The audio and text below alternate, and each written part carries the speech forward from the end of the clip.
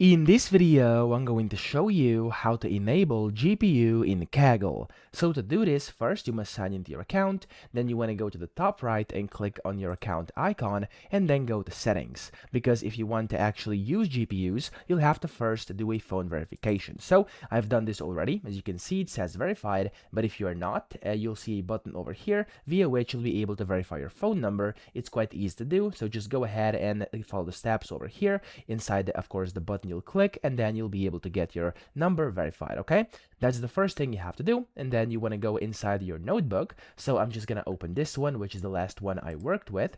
And as you can see here on the right, you have a bunch of different options. You want to scroll down and it says session options. So here you have session options, and you can see it says accelerator. Now currently it says none. So if I click on over here, this is where I can enable a GPU. So I have the T4X2 and I have the GPU P100. So you can select whichever one you want. I'm gonna go do this one over here, and then you can basically turn on GPU by clicking on this button over here. So whenever you do that, as you can see, it's gonna say session stopped, and of course right now it's going to basically enable this GPU just like this. So that's how to do this. I hope this video helped you out. If it did, please subscribe to the channel and help me out as well.